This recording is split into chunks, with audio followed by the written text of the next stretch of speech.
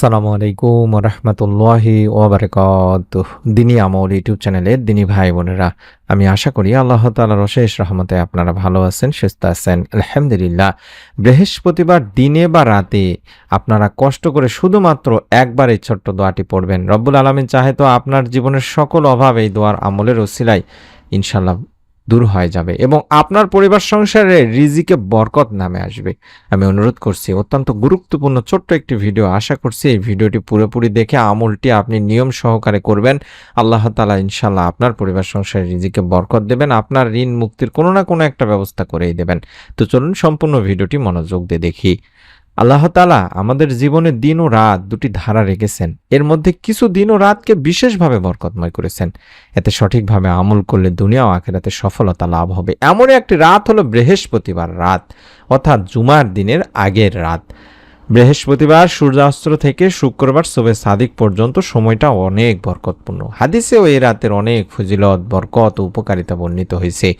বলা হয়েছে যে এ রাতে পুরো সপ্তাহের আমল আল্লাহ তাআলার সামনে উপস্থাপন করা হয়। এজন্য বৃহস্পতিবার রোজা রাখতেন নবী করিম সাল্লাল্লাহু আলাইহি ওয়াসাল্লাম।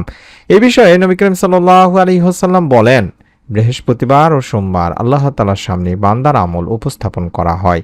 তাই আমি চাই আমার আমল পেশ করার সময় আমি যেন রোজা অবস্থায় থাকি। সুনানে নাসাই শরীফের একটি হাদিস। তাই যদি পারেন রোজা রেখে দিনের বেলা আমলটি করার চেষ্টা করবেন এবং রাতের বেলাও আপনারা চাইলে আমলটি করতে পারবেন।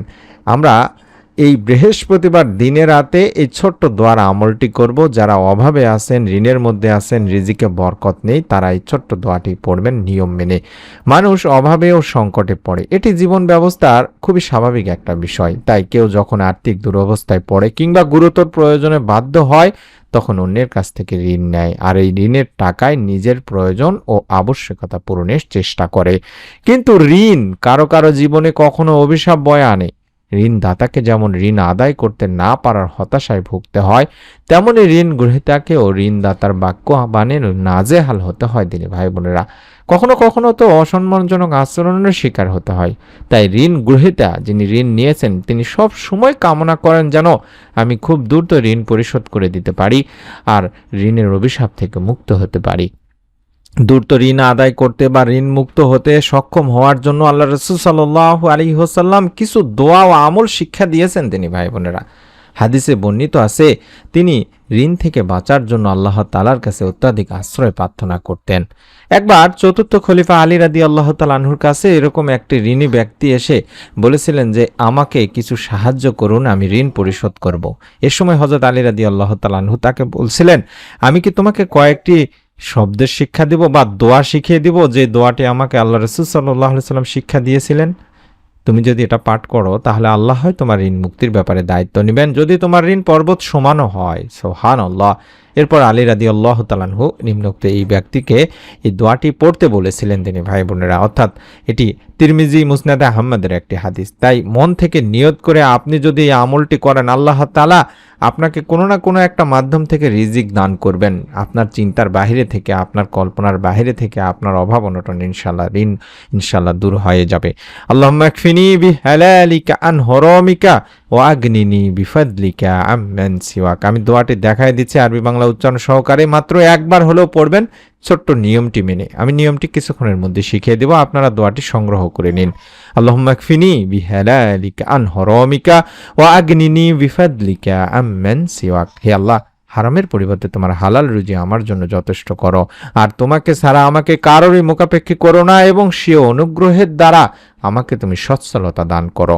আমি এবার নিয়মটি শিখিয়ে দিচ্ছি, দোয়াটি আবারও দেখাবো, কোনো সমস্যা নেই। প্রথম নিয়ম হচ্ছে বৃহস্পতিবার আমলটি করতে হবে, দিনে হোক বা রাতে হোক, কারণ এই বৃহস্পতিবারে আল্লাহ তাআলা বান্দার আমল আল্লাহ তাআলার কাছে উপস্থাপন করা হয় এবং সেই সময় আপনার এই আমলটিও যেন আল্লাহ তাআলার কাছে উপস্থাপন করা হয়। তার জন্য আমরা বৃহস্পতিবার দিন বা রাত আমলটি করার চেষ্টা করব, যদি পারি রোজা রেখে আমলটি করার চেষ্টা করব। প্রথমেই 11 বার দরুদ পড়ে নিব, কারণ দরুদ না পড়লে আমাদের দোয়া আল্লাহ তাআলার কাছে পৌঁছবে না। দিনী ভাই বোনেরা, হযরত ওমর বিন খাত্তাব রাদিয়াল্লাহু তাআলা আনহু বলেন, নিশ্চয়ই বান্দার দোয়া মুনাজাত আসমান ও জমিনের মাঝখানে ঝোলানো থাকে, অর্থাৎ মাঝখানে আটকে থাকে, কোনোটাই আল্লাহ তাআলার কাছে পৌঁছায় না।